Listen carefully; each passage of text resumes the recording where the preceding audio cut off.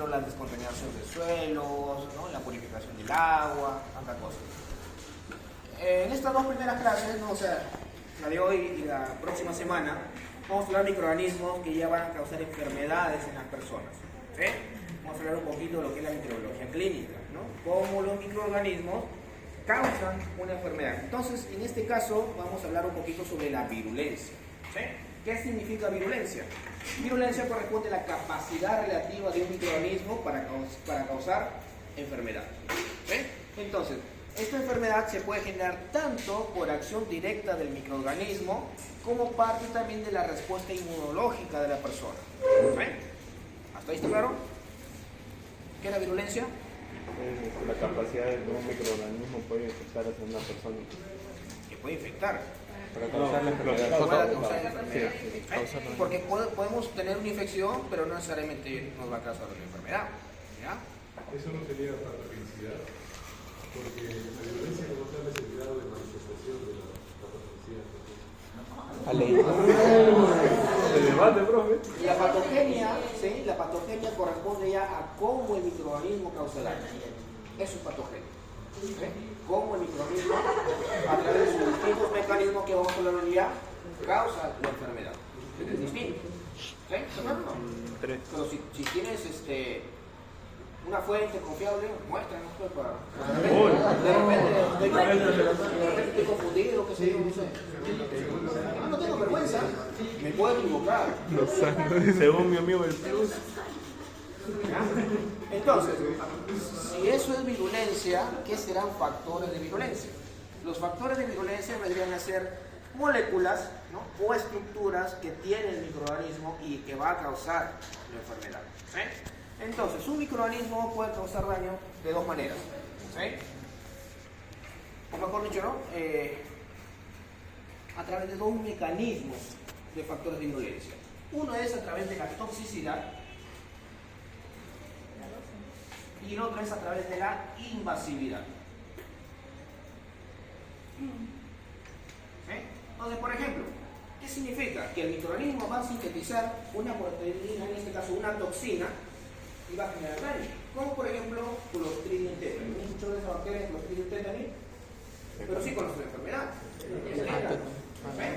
Entonces, este microorganismo no tiene la capacidad de por sí mismo causar daño. O sea, el mismo microorganismo. Pero sintetiza su toxina y la toxina es la que nos va a causar daño a nosotros. ¿Sí? ¿Está claro? Entonces, ejemplo, ¿no? De toxicidad, Clostridium tetani.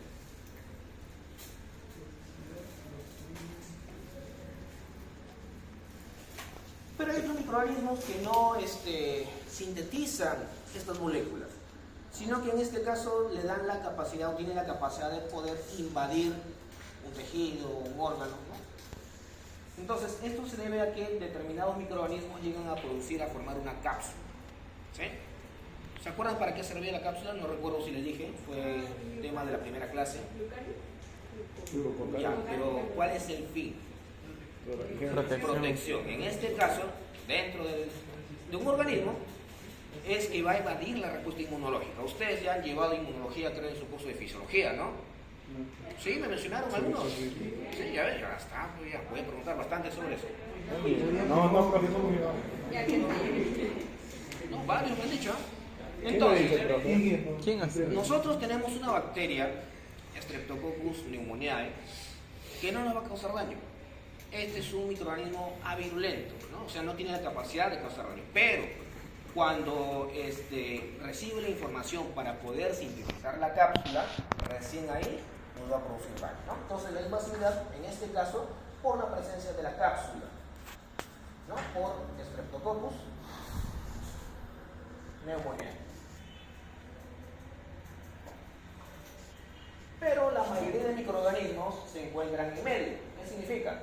Que van a tener características que van a causar toxicidad y van a tener características que van a provocar la invasividad. ¿Sí? ¿Está claro?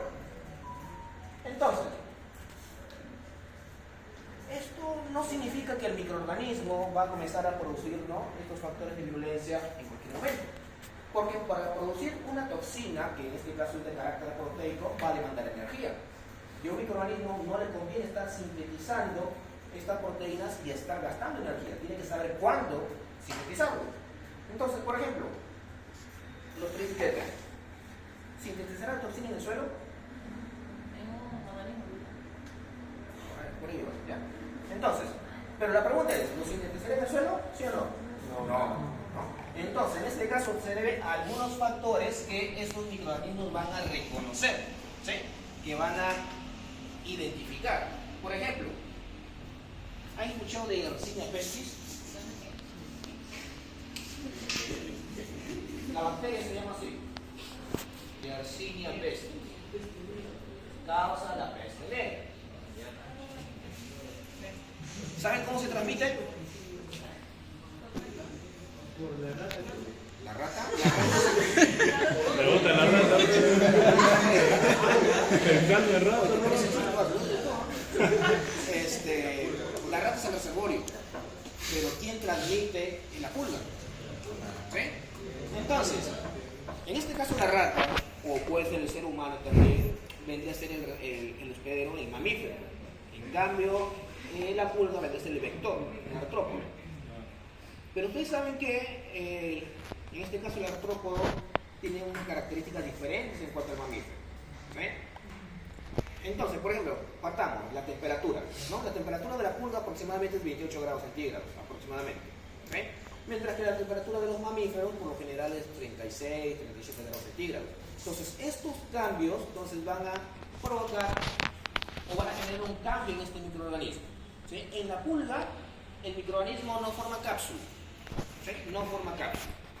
Pero cuando ya ingresa al mamífero, siendo la rata o siendo nosotros mismos, comienza a formar su cápsula y se ve protegido de alguna manera por la respuesta inmunológica.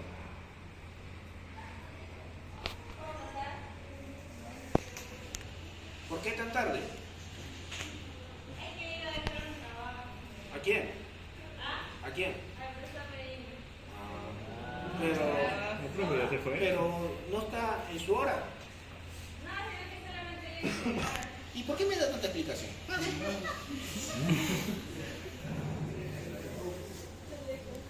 ¿Ya? ¿Aquí estaba? Ah, ya. La pulga. Sí, ya terminé de hablar. No, pero ya terminé de hablar de esa parte. Pero en este caso, el factor que va a condicionar, ¿no?, la expresión de este factor de virulencia es la temperatura. ¿Sí? Ahora hablemos, por ejemplo, de vibrio cólera, ¿no?, causante de la cólera. Vibrio cólera. El microorganismo va a producir la toxina colérica, la que va a provocar la deshidratación. ¿Sí? Pero ¿dónde se encuentra este microorganismo? ¿No? Este microorganismo se encuentra, su hábitat natural es el mar.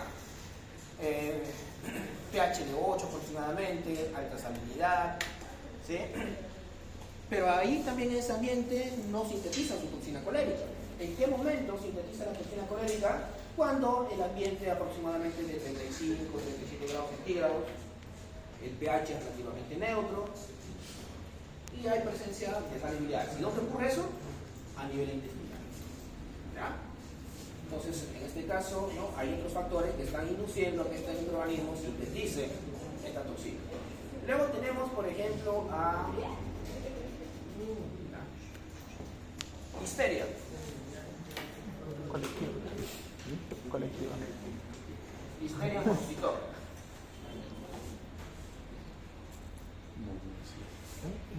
Histeria monocitógena, ¿no? Este microorganismo puede transmitirse por el consumo de aguas o alimentos contaminados. Puede causar daño a nivel fetal, en las personas adultas, ¿ya? Puede generar, por ejemplo, bacteremia, puede causar meningitis, qué sé yo. Pero, como le dije, se encuentra en el ambiente. Y también en este caso, similar con Yersinia pestis, la temperatura es el que va a condicionar la expresión de este factor de virulencia. En este caso, el factor de virulencia es flagelo. ¿Sí? ¿Ustedes qué creen? ¿Que en el ambiente debe presentar o no debe presentar flagelo?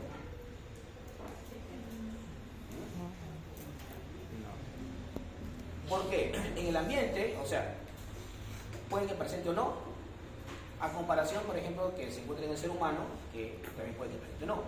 La pregunta es, ¿en el ambiente presenta o no presenta flagelo? ¿Por qué no? Se mueve por el viento. Porque no, sí necesita movimiento. Se mueve por el viento, en cambio en el cuerpo Yo lo he hecho en el necesita. ambiente, lo he hecho en el aire, puede estar en el agua, puede estar en el suelo. Y ahí, como no hay muchos nutrientes a disponibilidad, requiere desplazarse para que encuentre esos nutrientes. Pero en el caso en el que esté en nuestro cuerpo, nutrientes hay en abundancia, entonces no necesita flagelo. ¿Sí? Entonces, por ejemplo, a temperatura ambiente sí produce flagelo, sí forma su flagelo, y a temperatura 37 no forma flagelo. ¿Sí? Por ejemplo, otro microorganismo, ¿sí? Corynebacterium diphtheriae.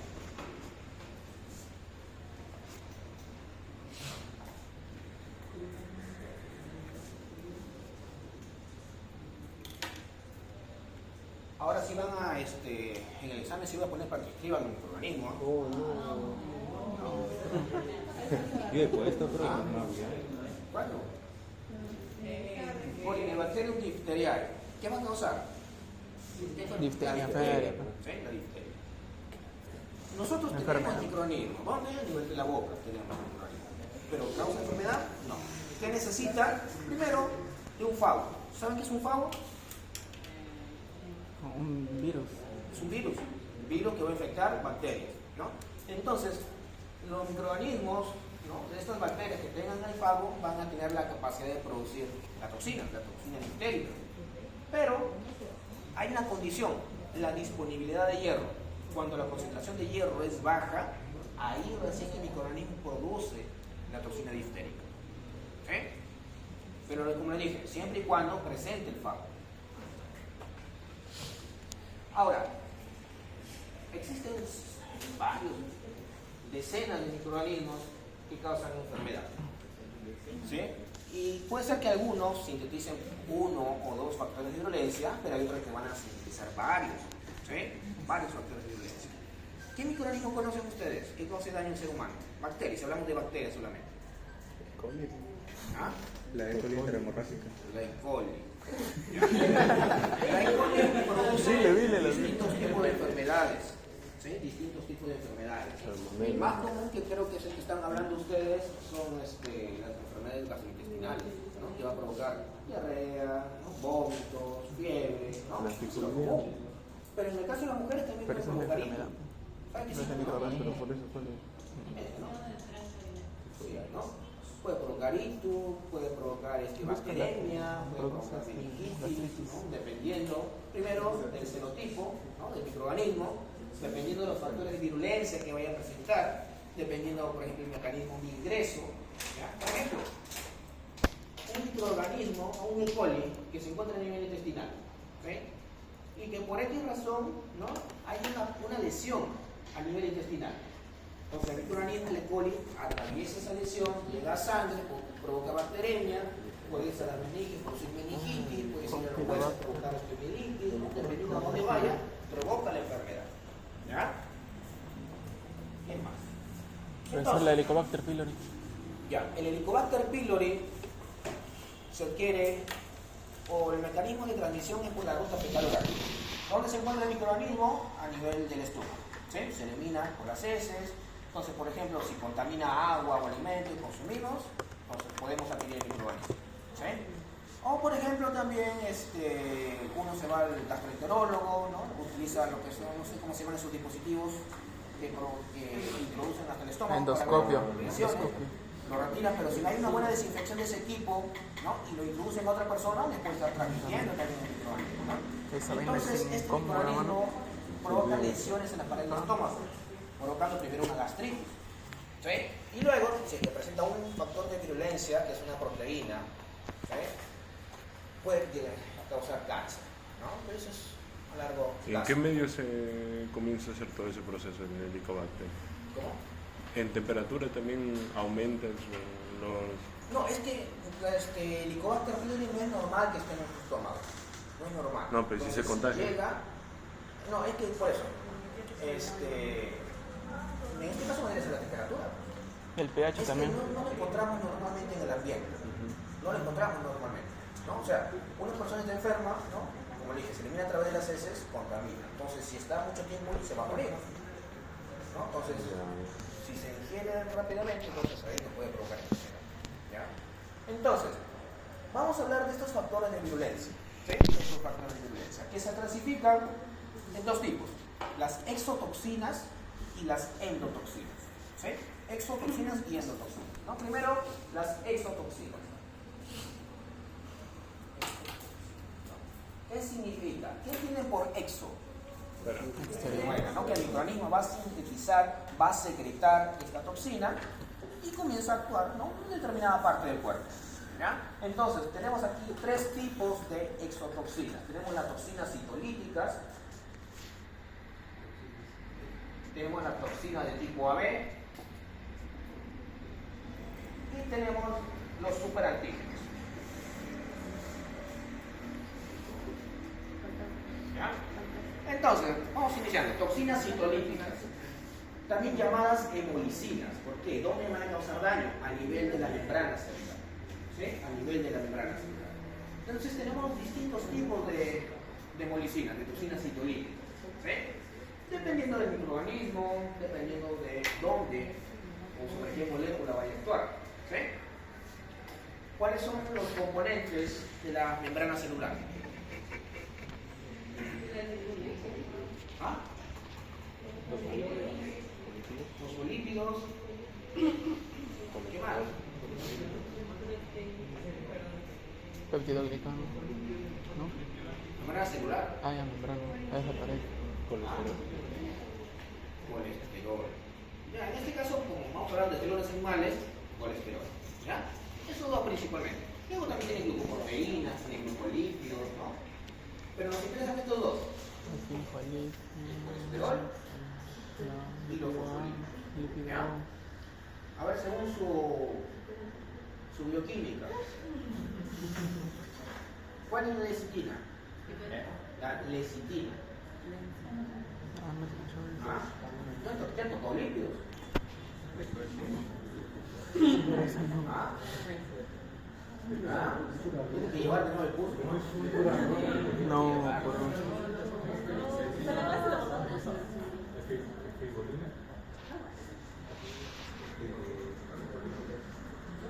¿5-milina? ¿El fosfolípido? Es la fosfatidilcolina. ¿Ya? Ah. La lecitina es la fosfatidilcolina. ¿Ya? Ahora sí. Entonces, hablamos, por ejemplo, de Clostridium perfringens.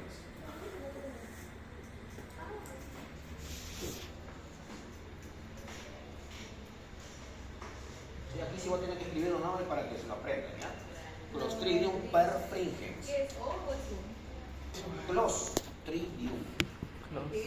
Clostridium Perfecto. perfringens. ¿Sí? Ah, perfecto. Este microorganismo va a sintetizar una alfa-toxina. ¿Sí? Esta alfa-toxina va a actuar como una lecitinasa. Por lo tanto, ¿qué va a degradar? Lípido. Pero es La específico. membrana. La Ah, lecitinasa, claro. ¿qué va a degradar? La fosfatidilcolina. ¿Sí? Porque en la membrana celular tenemos varios tipos de fosfolípidos. Solamente, ¿no?, la alfa-toxina va a degradar la fosfatidilcolina. ¿Sí? Tenemos, por ejemplo, a Streptococcus pyogenes.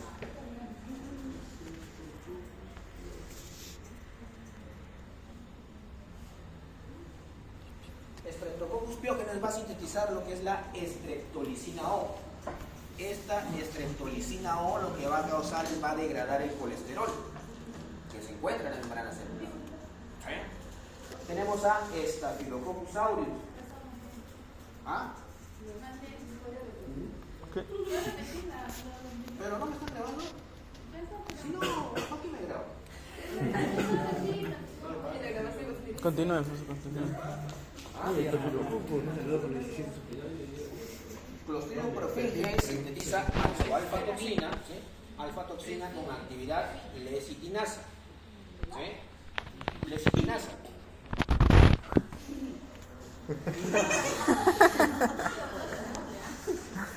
No me burlo. Me estreso, te digo. Esto no pasaba con ese estudiante de medicina. Fabio. De la UPN. Sí, claro. No, que en la UPN no enseñó micro, enseñó biología. Así como usted le enseñó biología, pero eso aprende mal. Ah, ya. Ah, ya.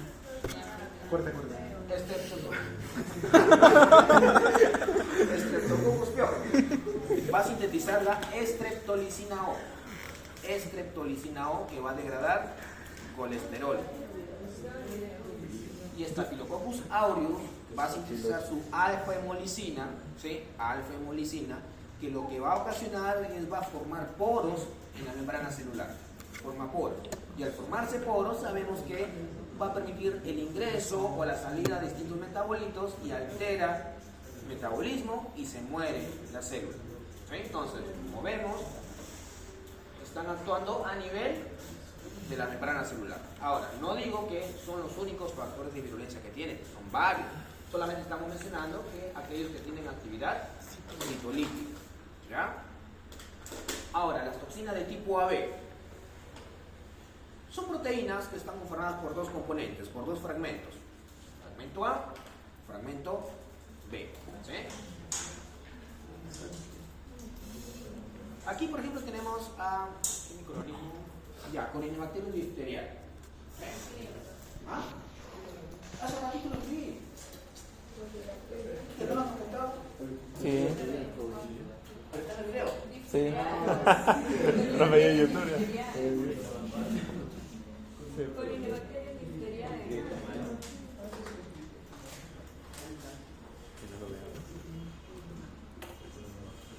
Por las puras manda el link al grupo, ¿ve?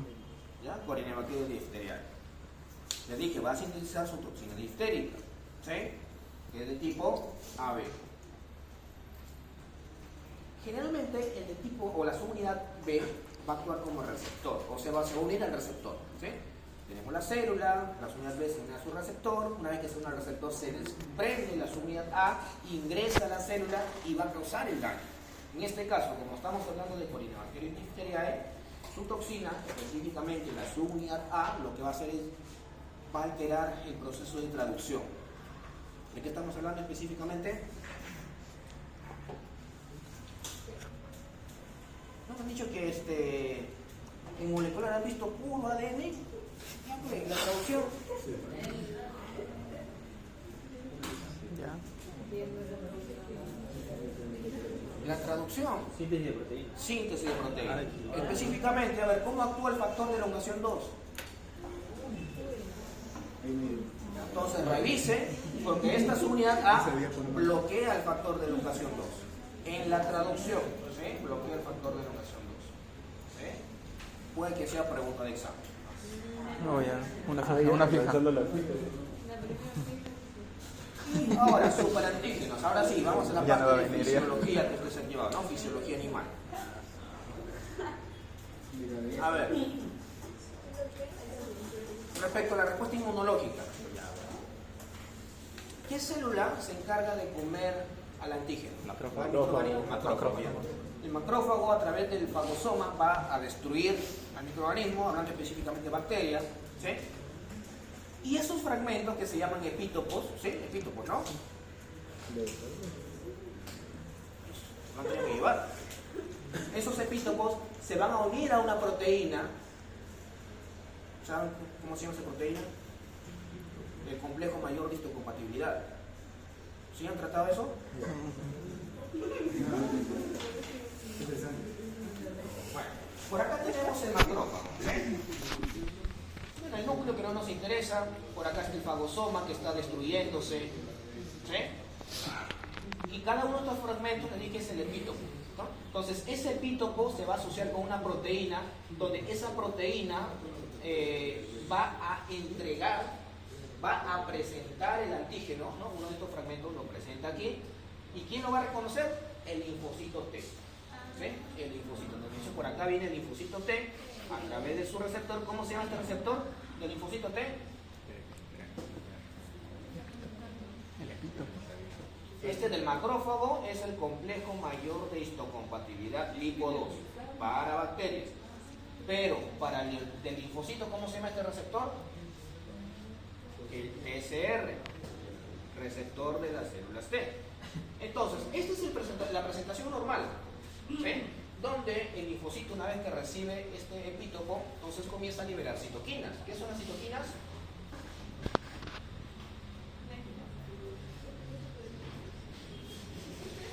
Ya, pero vamos aquí, superantígenos, ¿no? Los superantígenos no se van a presentar de esta manera. Los superantígenos se van a asociar por este lado, ahí, de ladito. ¿Ya? Entonces, a través de la presentación normal, ¿sí? A través de la presentación normal se va a activar uno de cada 1 millón de linfocitos. ¿Sí? Donde la respuesta inmunológica es suficiente, pero a través de la unión del superantígeno, lo que va a hacer es que se van a activar entre el 5 al 10% de los linfocitos. Entonces, esto va a provocar que haya una mayor producción, mayor liberación de citoquinas. Y ustedes saben que las citoquinas van a tener un efecto fisiológico en el ser humano. ¿Sí? Puede provocar fiebre, puede provocar fragilidad de los vasos sanguíneos, qué sé yo. Pero va a activar, va a sobreexpresar la respuesta inmunológica. ¿Sí? Y provoca el daño. ¿Sí? Entonces, así es como actúan los superantígenos. Hasta ahí, ¿está claro? Me sorprende que hayáis entendido.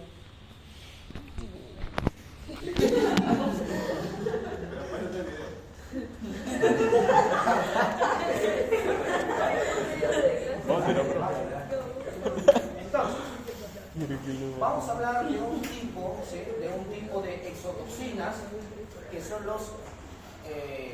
las enterotoxinas. ¿Sí? Las enterotoxinas. ¿Sí? ¿Qué entiende por enterotoxina? ¿El estómago? ¿Qué van a actuar a nivel del estómago? ¿Sí? Entonces, estas enterotoxinas pueden provocar lo que es una intoxicación alimentaria o pueden provocar lo que es, o se puede desarrollar como consecuencia de una infección intestinal. ¿Sí? ¿Cuál es la diferencia? Y esto lo mencionamos cuando hablamos de hongos, ¿no? ¿Se acuerdan cuando les mencioné sobre las aflatoxinas?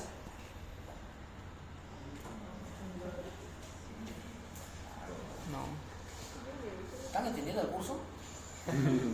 Si no, ¿qué clase de examen dan? Bueno, se han escalado.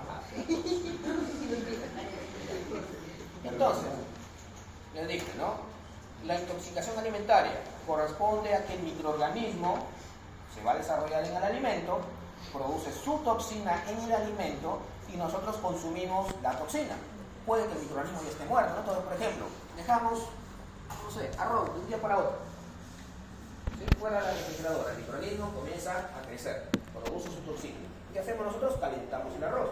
Podemos estar matando a la bacteria, pero la toxina se encuentra estable. ¿Sí? Entonces, ¿consumimos qué? La toxina. Eso es intoxicación alimentaria. ¿Sí? En caso de infección, nosotros consumimos el microorganismo. Bien rico, nosotros consumimos, por ejemplo, nuestra leche tierra que viene afuera, ¿no? Puede que tenga E. coli. ¿Sabes? Entonces consumimos, llega el E. coli, y el E. coli recién produce la toxina a nivel intestinal. Toca cultivo, Pero igual, siguen siendo enterotoxinas. Entonces, Su cultivo de. tenemos de distintos quietina. tipos de enterotoxinas, de los mismos tipos que hemos mencionado, ¿no? Citolítico, tipo AB, superantígeno. ¿Ya? Entonces, por ejemplo, la toxina de Vibrio cólera es una toxina de tipo AB. ¿Sí? Donde, por ejemplo, acá tenemos el centro intestinal, específicamente los enterocitos. Aquí va a haber un receptor. ¿Sí? Y por acá llega el microorganismo, ¿no? Esta es la luz intestinal. Entonces, este microorganismo produce la toxina tipo AB. El fragmento o las unidades B se une al receptor, se separa la unidad A, esta ingresa, ¿sí? Y va a causar el efecto. ¿Qué va a causar? Primero, en bioquímica, han revisado el sílabo, no sé si han visto sobre transducción de señales. No yo. ¿Ah? ¿No? ¿Proteínas G? Tercera semana. ¿Tercera semana de construir? Proteínas para la tercera semana de la tercera unidad.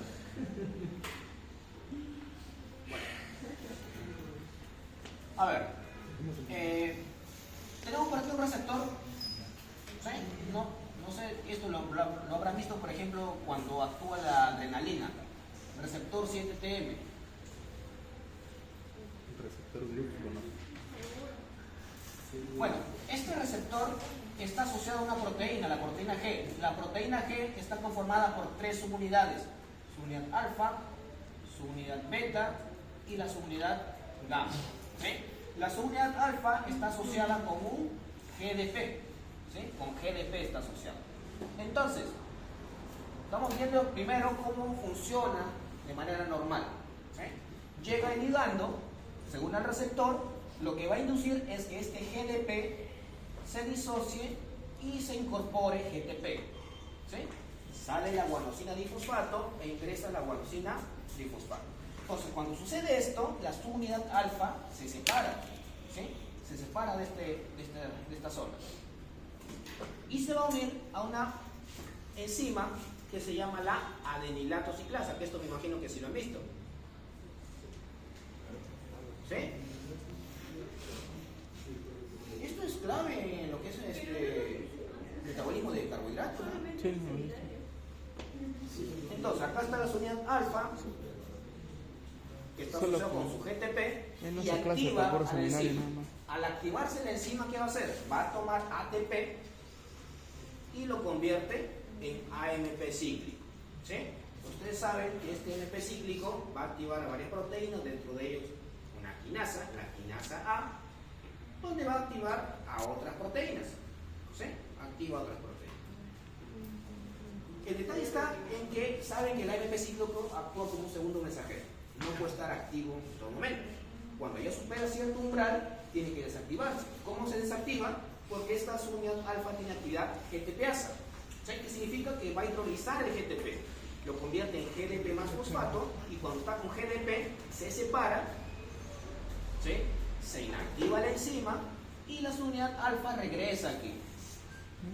¿Sí? Comienza a disminuir la concentración del AMP cíclico, el proceso nuevamente se activa y el proceso se repite. ¿Hasta ahí está claro? Ese es el proceso normal. Ahora vamos a ver cómo actúa la toxina colérica. Pero en este caso, la subunidad alfa, vamos a considerar que está activa, está aquí. Entonces, la subunidad alfa viene y se asocia aquí. Oh, disculpen, el fragmento A. ¿No? El fragmento A viene, se acopla a la subunidad alfa y ¿qué va a hacer? Bloquea la actividad GTPasa. ¿Qué significa? Que no va a poder hidrolizarse el GTP. Si no se puede hidrolizar el GTP, no se va a separar de la adenilato ciclasa, lo va a mantener activa. Si se mantiene activa, AMP cíclico aumenta. Comienza a producirse quinasa A, se activan proteínas y esas proteínas lo que van a hacer es, primero, bloquea el canal de sodio. ¿Sí? Primero, bloquea el canal de sodio. En este caso, si se bloquea el canal de sodio, va a permitir que se acumule ¿dónde? ¿Dentro o fuera de la célula?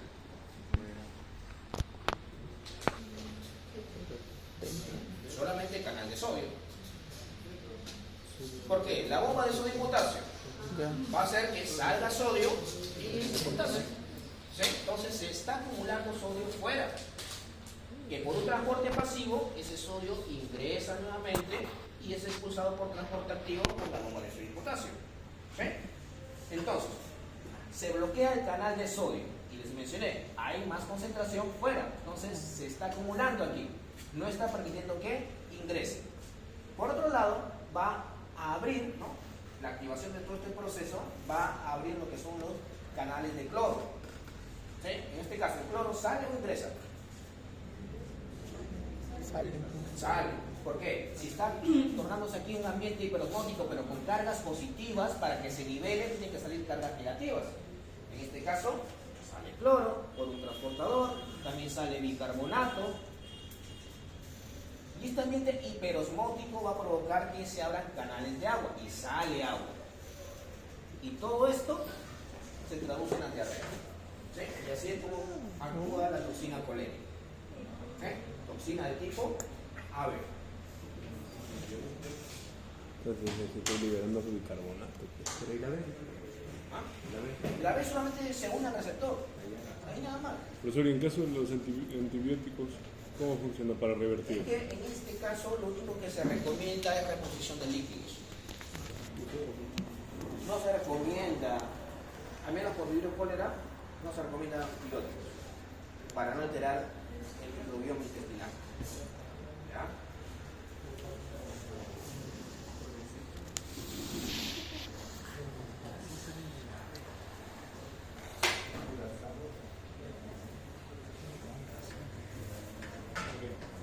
exotoxinas, ¿no? Pasamos, de forma general nomás, endotoxinas, ¿sí? Endo, ¿no? O sea, es una estructura del microorganismo, ¿no? Y en este caso la endotoxina clásica es el lipopolisacárido. ¿En qué tipo de organismo se encuentra el lipopolisacárido?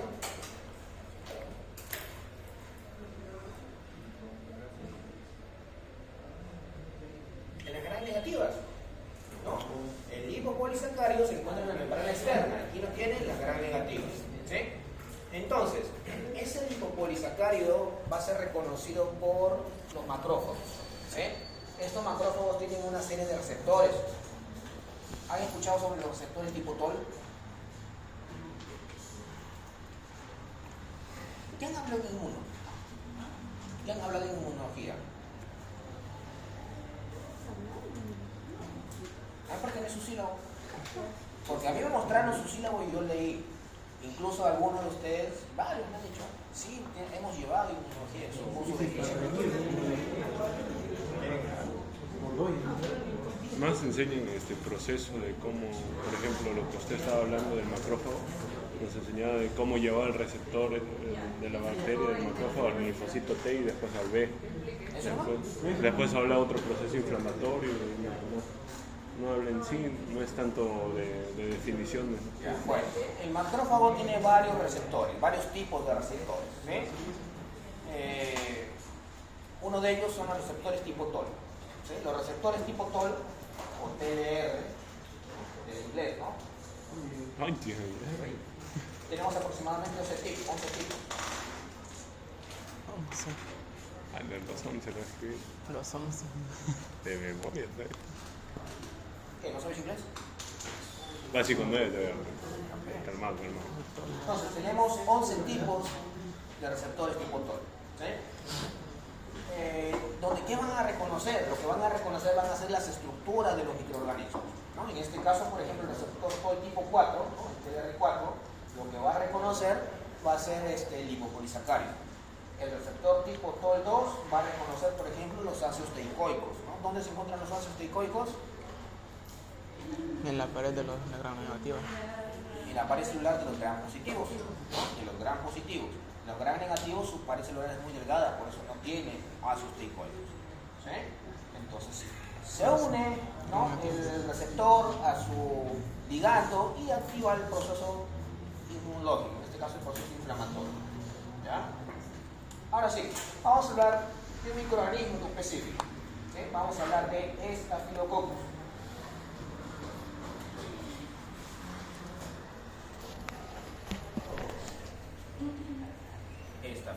¿No? Como sabemos, son pocos gram positivos, ¿no? Son células esféricas que crecen en forma de racimo, tienen un tamaño aproximado de 0.5 a 1.5 micrómetros. Para poder diferenciarlo de los Streptococcus, estos Staphylococcus son catalasa positivos, ¿sí? Son catalasa positivos. Tenemos dos especies que son las más patógenas, Staphylococcus aureus y Staphylococcus lugdunensis, ¿no? Son los más patógenos, los más virulentos. Tenemos otros menos patógenos que tenemos en la piel, ¿no? Staphylococcus epidermidis, ¿no? También, por ejemplo, a nivel intestinal o a nivel de la cavidad vaginal encontramos Staphylococcus saprophyticus, Staphylococcus hemolyticus, pero son un poco virulentos, ¿ya? Staphylococcus aureus es coagulasa positivo para diferenciarlo de los otros Staphylococcus, ¿no? Entonces les dije, Staphylococcus, para diferenciarlo de Streptococcus, ¿qué eran los Staphylococcus? Catalasa positiva. Pero dentro de estas especies, Staphylococcus, el aureus, para diferenciarlo de las otras especies, aureus es coagulasa positiva, ¿sí? Ahora, estos microorganismos no son exigentes nutricionalmente, pueden crecer en cualquier medio, ¿sí? Pero, por ejemplo, el dar sangre me va a servir para ver los grados de hemólisis que pueda tener, ¿ya? Vamos a hablar específicamente de Staphylococcus aureus. ¿Sí? Este Staphylococcus aureus puede causar una serie de enfermedades. Su nicho ecológico es principalmente la parte anterior de la fosa nasal, ¿sí? Ahí se encuentra. Puede encontrarse alrededor de la boca, se puede encontrar en la piel, ¿sí? En distintas partes del cuerpo, ¿ya? Y como causa varias enfermedades, tiende a expresar varios factores de virulencia. ¿Sí? Entonces vamos primero a clasificar estos factores de virulencia. Tenemos primero las adhesinas. ¿Qué tienen por adhesinas? Son proteínas de membrana, ¿sí? Se encuentran en la membrana o en la pared celular, que le van a permitir adherirse a una superficie, ¿sí? A un tejido, a un órgano, a un catéter, qué sé yo. ¿Ya? Entonces, tenemos aquí la proteína A, tenemos la proteína de unión a colágeno,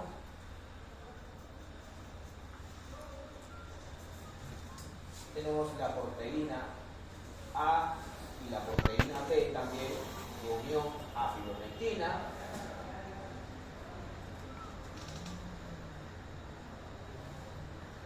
Y tenemos lo que es el factor de agrupamiento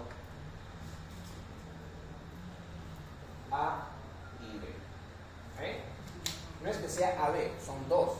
Factor de agrupamiento A y factor de agrupamiento B. Igual acá, ¿no? Proteína A de unión a fibronectina y proteína B de unión a fibronectina. ¿Sí? Luego podemos mencionar las hemolicinas. Y cuando hablamos de factores de virulencia, ¿cuál es la hemolicina que mencionamos que va a actuar a nivel de la membrana formando poros?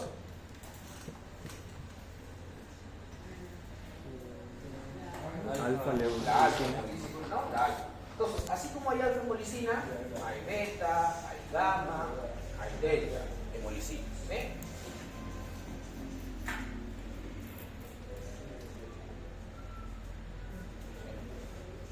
Todas van a actuar a nivel de la membrana celular.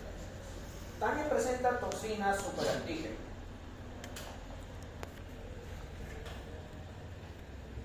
Aquí tenemos, por ejemplo, ¿no? Las enterotoxinas A, B, C, D, E, un montón de enterotoxinas. Tenemos la toxina de síndrome de shock tóxico 1. ¿Sí? Y tenemos la exfoliatina A y tenemos la exfoliatina B. También tenemos enzimas. Enzimas también sintetizan, ¿no? Por ejemplo, sintetiza hialuronidasa, va a sintetizar proteasas, lipasas, nucleasas. Estas enzimas le van a dar carácter invasivo. ¿Sí? Estas lipoprocusables también llegan a formar una cápsula, ¿sí? Que puede estar completa o puede estar incompleta. Y por esta cápsula existen unos serotipos debido a su composición, que puede ser fucosa, puede ser manosa, ¿sí? Distintos azúcares conforman esta cápsula. ¿Ya? Entonces, a ver. Lo tenemos en la parte de la fosa nasal, donde si que hay una lesión, ¿no? Entonces ingresa un poquito el microorganismo y logra activar la respuesta inmunológica. Es reconocido por neutrófilos, es reconocido por macrófagos, ¿sí? Y comienzan a tratar de contener la infección. Entonces, por ejemplo, primero, bueno, partamos de la proteína. ¿Cómo es la forma de un anticuerpo?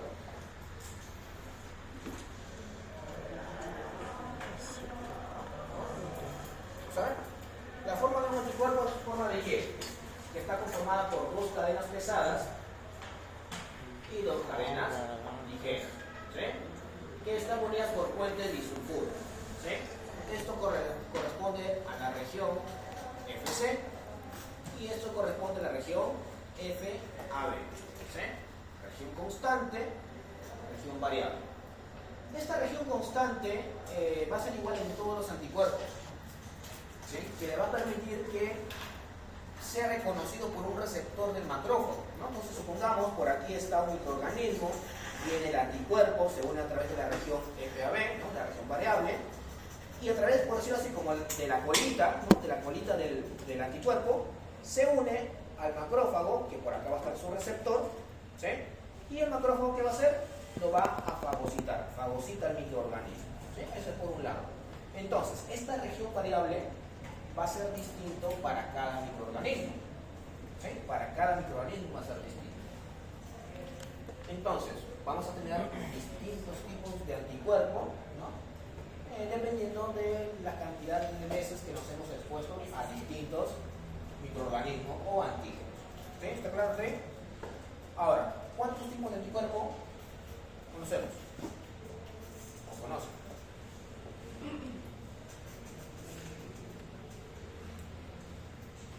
¿Ah?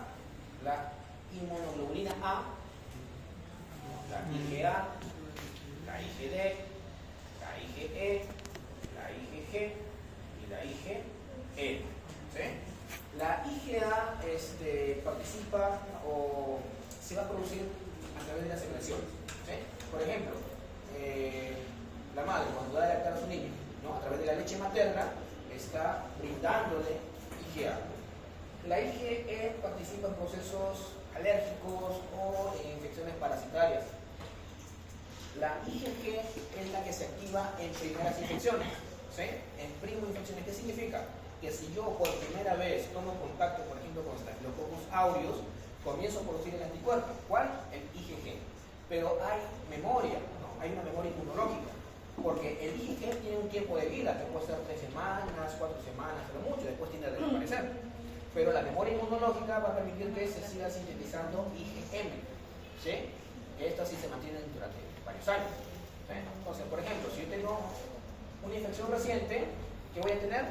IgG. Pero cuando me hago un análisis molecular y me detecten, por ejemplo, IgM, significa que he tenido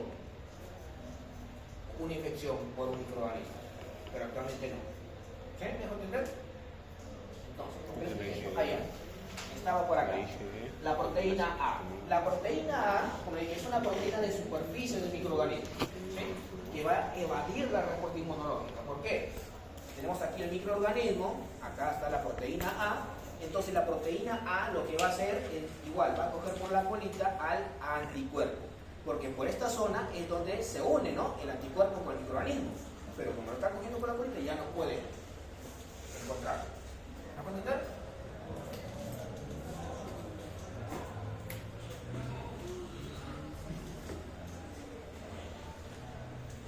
Las otras adhesinas, ¿sí? Las otras adhesinas van a permitir que se unan a distintas proteínas, ¿sí? Y esto va a potenciar que se pueda desarrollar algunas enfermedades, ¿no? Por ejemplo, la proteína de goma colágeno, ¿quién se va a unir? Se va a unir al colágeno. Pero esto va a potenciar a que se pueda desarrollar, por ejemplo, osteomielitis, ¿sí? Enfermedad en los huesos. El factor de agrupamiento E, ¿sí? Esto va a facilitar a que el microorganismo se adhiera a la mucosa nasal, ¿sí? El factor de agrupamiento A, la proteína A y B en una fibronectina, se va a unir con su unita a fibronectina y va a potenciar o va a permitir el desarrollo de la persona endocarditis. ¿Sí? Pero la pregunta es, ¿cómo es que el microorganismo llega al corazón? ¿Cómo llega al hueso? ¿Sí? Eso lo vamos a explicar más adelante.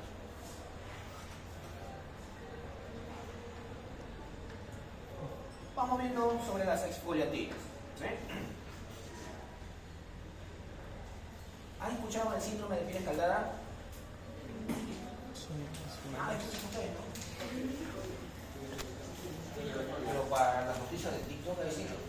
Gracias, ustedes, ¿no? A ver, el síndrome de piel escaldada es una enfermedad que afecta principalmente a los recién nacidos, hasta pues que menores de 6 meses, principalmente, donde va a afectar a la piel, ¿sí? Ahora, en las capas de la piel, la primera capa es la epidermis, ¿sí? Pero de esta epidermis a su vez tiene más capas, ¿sí? Entonces, epidermis. La